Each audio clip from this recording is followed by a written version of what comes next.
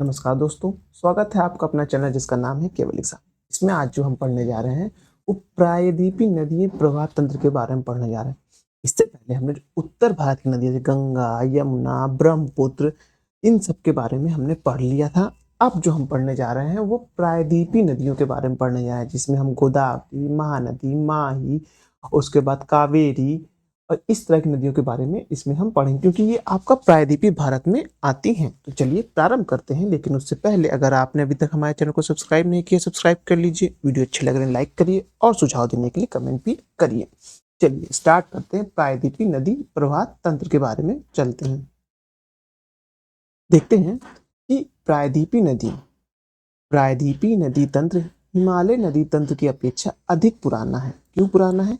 क्योंकि ये जो हिस्सा है हमारा प्रायद्वीपीय भारत का, वो जो हिमालय इस हिस्सा है इससे काफी ज्यादा पुराना है, इसलिए यहाँ का जो नदी तंत्र है वो भी काफी ज्यादा पुराना है।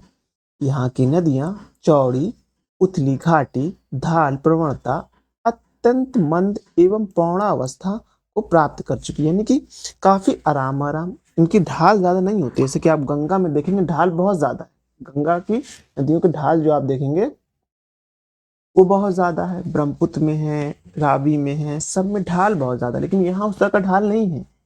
और यहाँ की अधिकतर नदियां जो रहती हैं वो एस्चुरी बनाती हैं, आप देखेंगे इसको। अभी हम लोग उसको भी आगे से देखेंगे। तो क्या होता है, धीरे धीरे अपनी प्रौढ़ावस्था में चलने लगती है। यहाँ का मुख्य जल विभाजक पश्चिमी घाट है। क्या है यहाँ का मुख्य जल विभाजक? पश्चिमी घाट है। अध्यारोपण एवं पुनर्वन के कारण ये कई क्षेत्रों में प्रपात का निर्माण करती है, यानी जल प्रपात जो होता है ना, इसकी मान लीजिए जैसे यहाँ से पूरा एक पहाड़ एरिया आ गया और उसके बाद बहुत ज्यादा यहाँ से गैप रहेगा नीचे की ओर, यहीं सीधा पानी सीधा नीचे गिरेगा, तो उसे ही प्रपात कहा जाता है। काफी जगह यहाँ से हम देखेंगे विद्युत उत्पादन किया जाता है। अब है, प्रायद्वीपीय नदियों को दो भागों में बांटा जा सकता है। एक नदियां आप देखेंगे जो बंगाल की खाड़ी में गिरती हैं, और दूसरी नदियों को आप देखेंगे कि वो अरब सागर में गिरती हैं। तो आप देखेंगे जो बंगाल की खाड़ी में जो नदियां गिरती हैं वो देखेंगे स्वर्णरेखा, वैतरणी, ब्राह्मणी, गोदावरी, कृष्णा, महानदी, कावेरी, ये सारी नदियां देखेंगे आप। इसमें मेजर नदियां याद रखेंगे, गोदावरी, कृष्णा, महानदियों को और कावेरी, ये चार नदियों को ध्यान रखिए। और ब्राह्मणी, वैतरणी और स्वर्णरेखा, ये सब नदियां आप देखेंगे ये आपको जो है पश्चिम बंगाल में गिरेंगी। कहाँ गिरेंगी? बंगाल की खाड़ी में गिरेंगी। तो वहीं अरब सागर, यानी कि अगर हम प्रायद्वीपीय भारत का ये वाला हिस्सा देखें इस तरफ, यानी अरब सागर में जो नदियां गिरती हैं वो देखेंगे नर्मदा, ताप्ती, माही, साबरमती, पेरियार, मांडवी और जुआरी नदी जो है आप देखेंगे वो कहाँ गिरेंगी? वो अरब सागर में गिरेंगी, यानी कि इस तरफ गिरेंगी। और वहीं आप बंगाल की खाड़ी में देखेंगे तो स्वर्णरेखा, वैतरणी, ब्राह्मणी, गोदावरी, कृष्णा, महानदी और कावेरी नदियां गिरती हैं। ये बात ध्यान रखिए। यहाँ तक तो हो गया। इसके आगे देखते हैं। अब देखते हैं प्रश्न जो बना है वो बंगाल की खाड़ी में जो प्रश्न बनता है। देखिए थोड़ा कॉन्सेप्ट इसमें दिया है, कॉन्सेप्ट आप समझ गए। अब सीधा प्रश्न पे आते हैं। बंगाल की खाड़ी में जो कौन कौन सी नदियां गिरती हैं बंगाल खाड़ी में, सबसे पहले हम देखेंगे महानदी का उत्थान स्थल के बारे में देखेंगे। यहाँ से प्रश्न बना था कि सिवाय पहाड़ी अमरकंटक से महानदी कहाँ से निकलती है? अमरकंटक से निकलती है। शिवनाथ, हंसदेव, मांड, इबा, जोका एवं तेल नदियां किसकी सहायक हैं? ये सब कुछ आपको महानदी की सहायक नदियां देखने को मिलेगी। हीराकुंड एवं टिकरापारा बांध किस नदी की बहुउद्देशीय परियोजना है? वह आपकी माही नदी की बहुउद्देशीय परियोजना है। प्रायद्वीपीय भारत की सबसे लंबी नदी कौन सी है? गोदावरी है। और भारत की सबसे लंबी नदी गंगा है, ये बात ध्यान रखिएगा। दक्षिण भारत की गंगा नाम से जाना जाता है किसे? गोदावरी को। गोदावरी को दक्षिण भारत की गंगा कहा जाता है। कुछ लोग कावेरी को टिक करते हैं, जो कि गलत है। ध्यान रखिए, दक्षिण भारत की गंगा किसे कहते हैं? गोदावरी को कहते हैं। गोदावरी का उद्गम स्थल है त्रंबकों यानी नासिक से। गोदावरी कहाँ से उत्पन्न होती है? नासिक यानी कि महाराष्ट्र से उत्पन्न होती है, बात ध्यान रखिएगा। और वहां से सफर करते करते करते ये अरब सागर में, सॉरी अरब सागर कह रहा हूँ, बंगाल की खाड़ी में अपना जल गिराती हैं। मांजुली नदी गोदावरी नदी से कहाँ मिलती है? तो हैदराबाद में मिलती है। कहाँ मिलती है? हैदराबाद, तेलंगाना में मिलती है। हैदराबाद जो है राजधानी है, तेलंगाना की राजधानी है। गोदावरी की प्रमुख सहायक नदियां कौन कौन सी, यानी जो गोदावरी है उसकी सहायक नदी कौन कौन सी है? देखेंगे, पूर्णा, वर्धा, पेनगंगा, वेनगंगा, प्राणहिता, इंद्रावती, सबरी, प्रवारा, ताल, मंजरी और मानरस जो है, ये सारी नदियां आपको इसकी सहायक नदी देखने को मिलेगी। गोदावरी नदी द्रोणी का विस्तार किन राज्यों में है? वह देखेंगे आप, महाराष्ट्र में सबसे अधिक, फिर मध्य प्रदेश, छत्तीसगढ़, उड़ीसा, तेलंगाना, आंध्र प्रदेश और कर्नाटक में है। अगर हम एक मानचित्र से ऐसे रफली खींच के थोड़ा सा ध्यान रखेंगे तो ये क्षेत्र हम देखेंगे, ये रहा हमारा महाराष्ट्र, उसी बगल हमको तेलंगाना देखने को मिलेगा, उसी के पास यहीं पास हमको आंध्र प्रदेश देखने को मिलेगा। मैं रफली तो बना रहा हूँ। हाँ, यहीं पास आपको एमपी देखने को मिलेगा, यहाँ पास आपको उड़ीसा देखने को मिलेगा, यहीं पास आपको छत्तीसगढ़ मतलब यहाँ देखने को मिलेगा। तो ये कैसे नदी बहती होगी? ये महाराष्ट्र से निकलती होगी, मध्य प्रदेश जाती होगी, मध्य प्रदेश से छत्तीसगढ़ आती होगी, फिर वहाँ से छत्तीसगढ़ से तेलंगाना, उड़ीसा, फिर तेलंगाना, फिर आप देखेंगे कि आंध्र प्रदेश, फिर कर्नाटक में यहाँ पास आती है। इस तरह आप इसको ध्यान रख सकते हैं। इसको मैं थोड़ा रफ कर दे रहा हूँ।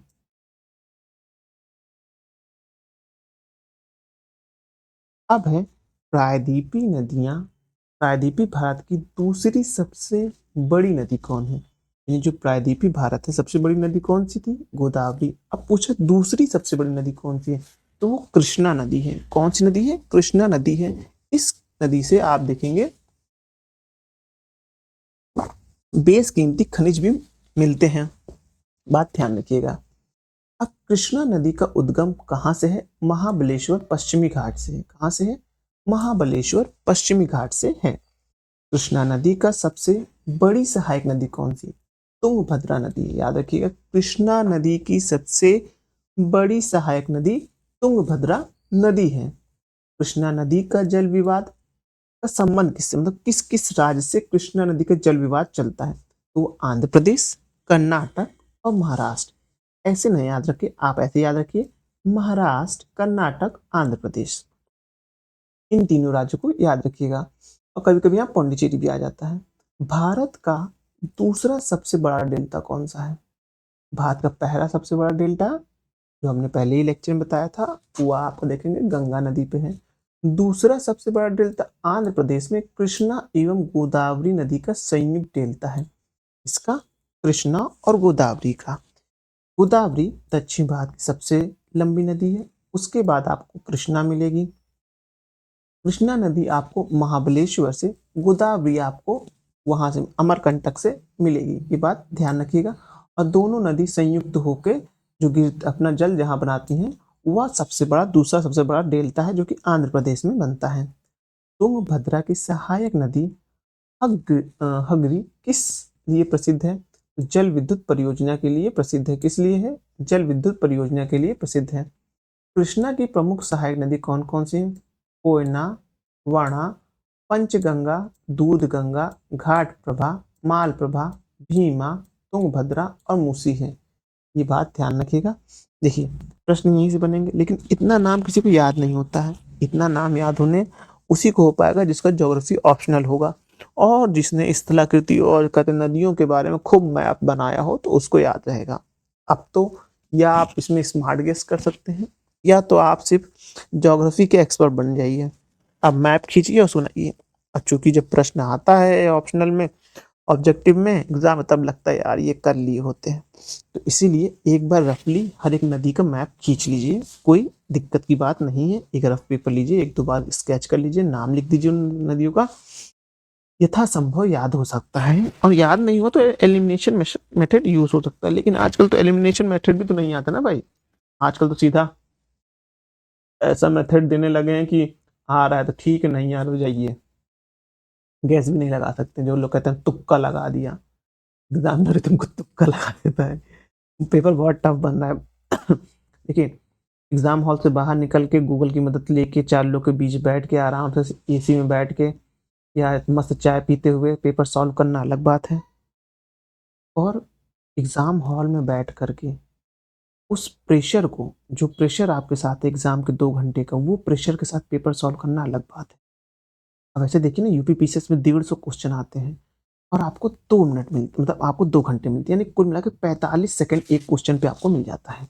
अब उस 45 सेकंड में आपको क्वेश्चन पढ़ना है, क्वेश्चन याद करना है और गोला भरना है। बहुत ही चैलेंजिंग हो जाता है। लोग जो कहते हैं अरे पेपर बहुत आसान आया था, पेपर आसान खुद जाकर सॉल्व कर लो ना यार, इतना आसान आया था तो जान जाए। एक मास्टर पूरा 10 साल से पढ़ा रहा है एक सब्जेक्ट, वो अपने में 4 क्वेश्चन के बाद कहता है कि लाओ गूगल सर्च कर लें, खड़े हो देखो मेरे नोट से आया था। अरे नोट्स का तुम पूरी किताब पढ़ा दोगे तो आएगा ही, पूरी किताब से तो आता ही है। हाँ, हम बहुत से यूट्यूब चैनल लोग देखते हैं, ये देखिए मेरे नोट से आया है, ये देखिए अरे मेरे भाई, तुम्हारे नोट से आया, हमें पता है तुम्हारे नोट से आया है, तुमने पूरी किताब पढ़ा दी तो कहीं ना कहीं से अगर तुमको इतना ही आया, अगर तुमको याद है, जाकर बैठ के पेपर क्यों नहीं देते हो? पेपर दे दो, सॉल्व कर लो, हो जाओ। नहीं हो पाएगा ना, क्योंकि तुमको ये भी नहीं याद रहेगा तुम्हारे नोट्स से किस पेज में लिखा हुआ है, अगर तुमने नोट्स बनाया तो इसीलिए सब यूट्यूब या कल्चर वालों को जो आते हैं पेपर सॉल्व कराने लगते हैं उनको फॉलो मत किया करिए। हाँ, उनसे पढ़िए, उनसे ज्ञान लीजिए, लेकिन वो जो आते मन कहते हैं अरे पेपर बहुत सॉल्व हुआ, बहुत ही आसान आया था, मेरे नोट से आया था, वो सब वीडियो मत देखा करिए, वो सब सही नहीं होता है। अब आगे देखते हैं, विजयनगर की स्थापना किस नदी के तट पर हुई थी? तुंगभद्रा नदी के तट पर हुई थी। तुंगभद्रा किसकी सहायक नदी है? कृष्णा की सहायक नदी है, अभी हम लोग ने पढ़ा था। कावेरी नदी का उद्गम क्षेत्र है कहाँ? कर्नाटक के गोंडू जनपद में ब्रह्मगिरी पहाड़ी से है, बस इतना याद रखिएगा, कर्नाटक के ब्रह्मगिरी पहाड़ी से होता है कावेरी नदी का उद्गम। अब है कावेरी नदी के अपवाह तंत्र का राज्य विवरण दी, मतलब कावेरी नदी किन किन राज्यों से होकर बहती है? तो तमिलनाडु, पौंडीचेरी, कर्नाटक और केरल, ये याद रखिएगा। और इसी कावेरी नदी पर इन चारों राज्यों का विवाद भी चलता है। अब इसमें विवाद होता है इन चारों राज्यों को याद रख लीजिए, तमिलनाडु, पौंडीचेरी, कर्नाटक और केरल। अब शिव समुद्रम व हुगेनकल जलप्रपात किस नदी का पे स्थित है? वह नदी आप देखेंगे कावेरी नदी पर स्थित है। शिव समुद्रम व श्रीरंगपट्टनम नदी द्वीप का संबंध किससे है? तो कावेरी नदी से है। श्रीरंगपट्टनम से कुछ याद आया? 1792 आंग्ल मैसूर युद्ध, तीसरा वाला आंग्ल मैसूर युद्ध होगा। टीपू सुल्तान की हार होती है। इसी बात आप देखेंगे वारेन हेस्टिंग रहता है, नहीं कार्नवालिस रहता है। कार्नवालिस यहाँ से क्या लाता है? स्थायी बंदोबस्त लाता है उत्तर भारत में। कुछ याद आ रहा है आपको? ये वही है। और यहीं पर स्वतंत्रता का वृक्ष लगाया था टीपू सुल्तान ने जब कोबियन क्लब की सदस्यता ली थी। सब ध्यान रखिएगा, तो ये थोड़ा सा ऐसे मतलब लिंक कर लीजिए, कुछ याद आए तो उसे एकदम कंठस्थ कर लेना चाहिए, जिससे अगर एग्जाम में आ रहा है तो गलत ना हो। अब है दक्षिण की गंगा के नाम से प्रसिद्ध नदी कौन सी है? दक्षिण की गंगा के नाम से प्रसिद्ध नदी कावेरी नदी है। कावेरी नदी को दक्षिण की गंगा कहते हैं, बात ध्यान रखिएगा। प्रायद्वीपीय भारत की वह नदी जो प्रायद्वीपीय भारत की वह नदी, नदी वह नदी जो 3 बार धाराओं में विभक्त होती है, वो है कावेरी नदी है। कौन सी नदी है? कावेरी नदी है, ये बात आप ध्यान रखिएगा। प्रायद्वीपीय भारत की वह नदी जो दिन में 3 बार धाराओं में विभक्त होती है, वो कावेरी नदी है। कावेरी नदी अपवाह क्षेत्र किस फसल के लिए प्रसिद्ध है? तो वो धान की खेती के लिए प्रसिद्ध है। कावेरी नदी का समुद्र से मिलन स्थल है कावेरी पट्टम के निकट बंगाल की खाड़ी में है।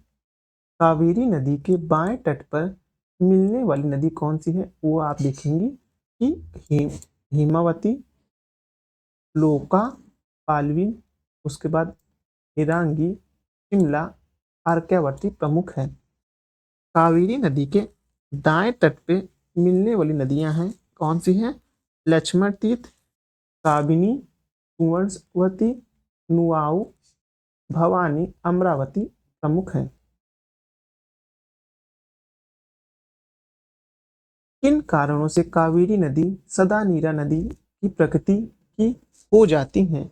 देखेंगे कि ऊपरी घाटी में दक्षिण पश्चिम मानसून एवं निचली घाटी में उत्तर पूर्व मानसून द्वारा प्राप्त पर्याप्त वर्षा जल के कारण। इस नदी डेल्टा के बारे में कहावत है कि जितनी भूमि एक हाथी बैठने में घिरती उतने में 7 व्यक्तियों के लिए अन्न पैदा होता है। कावेरी डेल्टा के लिए प्रसिद्ध है ये। वैगई नदी का संबंध किस राज्य से है? तमिलनाडु से। मदुरई किस नदी के तट पर स्थित है? वैगई नदी पर।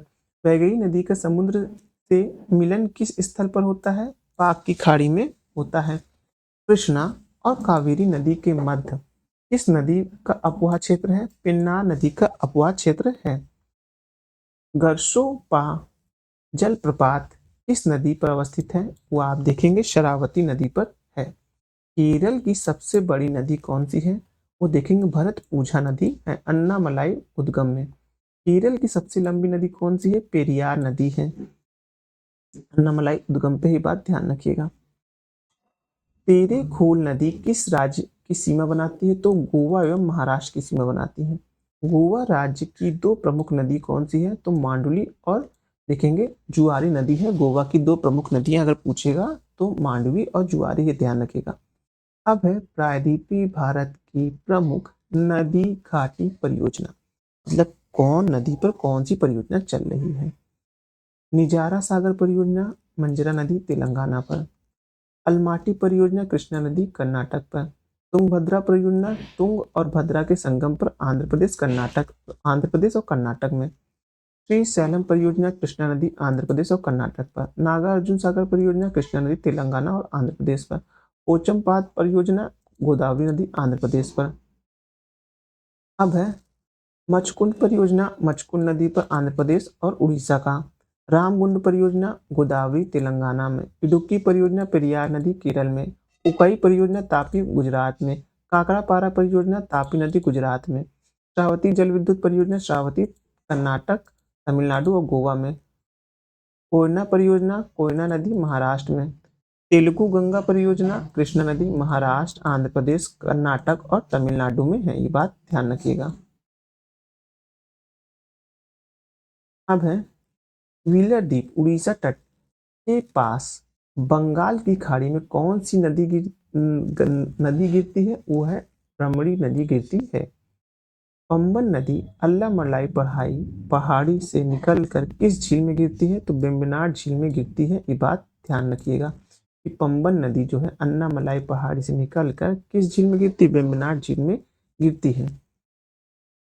बड़ी नदी का संबंध नदी के प्रवाह जल के आयतन से है, जबकि लंबी नदी का तात्पर्य उसके भौगोलिक क्षेत्र से। ये बात ध्यान रखिएगा कि बड़ी नदी मतलब होता है कि उस नदी में कितना जल आया है वो होता है, और लंबी नदी कितना दूर सफर तय कर रही, भौगोलिक इकाई पर। ये बात ध्यान रखिएगा। अब जो हम नेक्स्ट वीडियो में देखेंगे वो हम देखेंगे अरब सागर से गिरने वाली नदियां। एक बार देख लें ये कितना लंबा है, क्योंकि इनके प्रश्न ज्यादा होंगे। पूरा एक ये है, हर एक नदी का वो दिया हुआ है कि कहाँ से क्या है। ये बहुत बहुत लंबी हो जाएगा ये, तो हमें ड्रॉप आउट करना पड़ेगा, जलप्रपात पे सीधा आना पड़ेगा हम लोग को।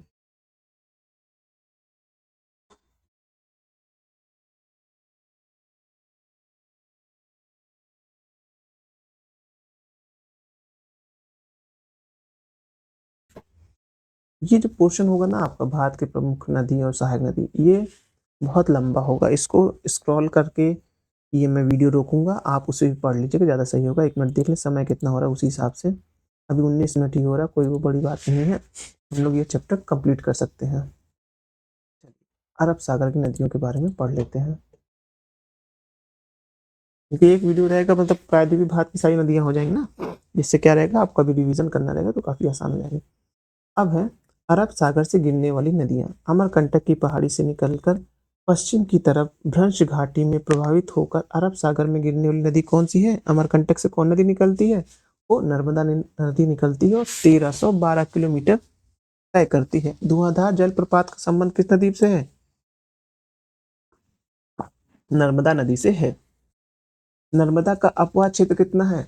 मध्य प्रदेश में 87 है, गुजरात में 11.5% है और महाराष्ट्र में आप देखेंगे 1.5% है। तापी नदी का उद्गम मुत्तुमलाई पहाड़ी सतपुड़ा मध्य प्रदेश से, सतपुड़ा तथा अजंता पहाड़ी के बीच भ्रंश घाटी से प्रवाहित होती है तापी नदी होती है।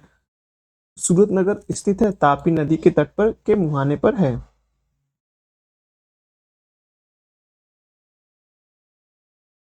अब काकरा पारा और उकाई परियोजना किस नदी के जल का प्रयोग करती है? तो तापी नदी के जल का प्रयोग करती है। नर्मदा एवं तापी नदियों के मध्य स्थित पहाड़ी कौन सी है? सतपुड़ा पहाड़ी है।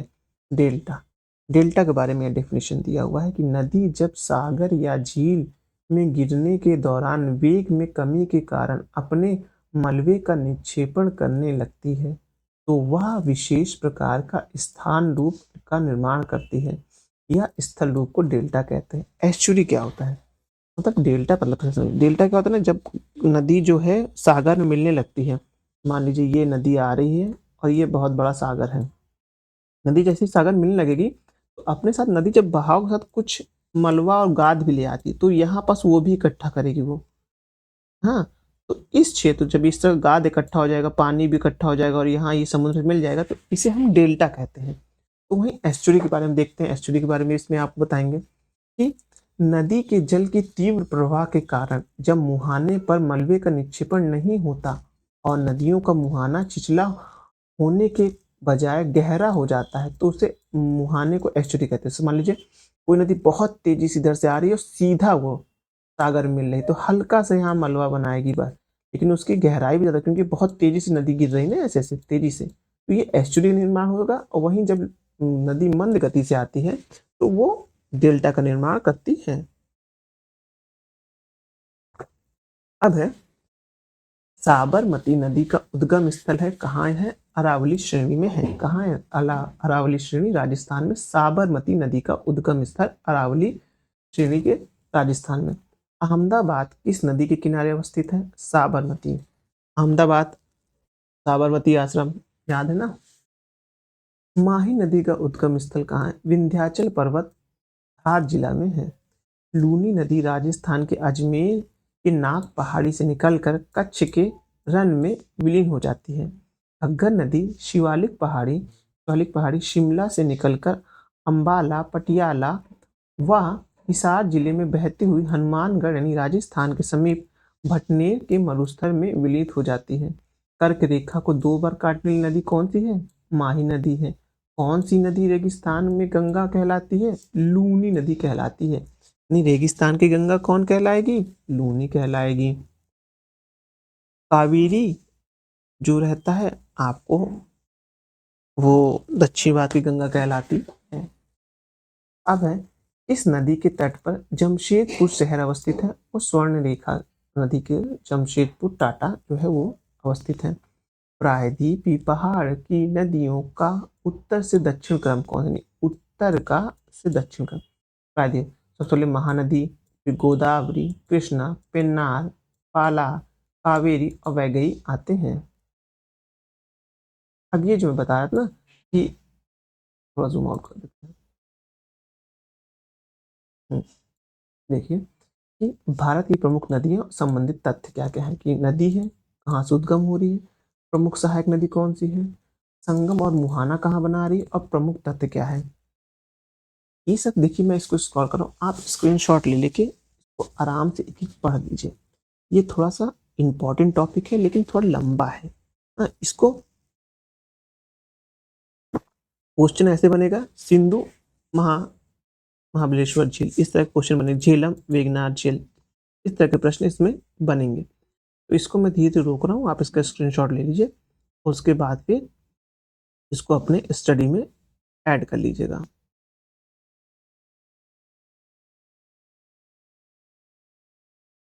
चंबल के बारे में ले लिया होगा आपने, आप केन के बारे में ले लीजिए, केन सोन रामगंगा, आप गोमती का ले लीजिए, घाघरा का ले लीजिए। ये थोड़ा सा मेरा ये सही हुआ। तीस्ता, घाघरा, गोमती। इसके लिए मैं एक अलग वीडियो बनाऊंगा, मुझे लग रहा है कि पूरी नदी एक बार में कवर हो जाएगी, इसके लिए एक अलग वीडियो बनना ज़्यादा इम्पोर्टेंट है, नहीं तो सब कुछ हौच पौच हो जाएगा।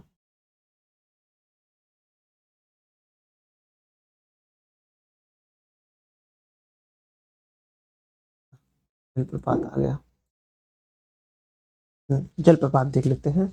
जब नदी का जल किसी स्थल पर खड़े ढाल के ऊपर स्तर के नीचे की ओर गिरता है तो उसे जलप्रपात कहते हैं। भारत में सामान्यतः जलप्रपात पठारी प्रदेशों में पाए जाते हैं क्योंकि यहाँ की भू आकृति अत्यधिक ऊंची या शैल से निर्मित होती है। कर्नाटक में रायचूर में कृष्णा नदी पर छाया भगवती प्रताप इस प्रपात का उदाहरण है। तो सोपानी प्रताप का है, और ये कुछ जलप्रपात दिए हैं और कौन कौन नदी पर बने हुए हैं इसको देख लीजिए आप, तभी उसमें करना। अब नेक्स्ट वीडियो में पढ़ेंगे भारत की झील के बारे में, यहाँ से देखिए क्या क्या क्वेश्चन बैक ईयर में आए हैं। चलिए वीडियो समाप्त करते हैं, धन्यवाद।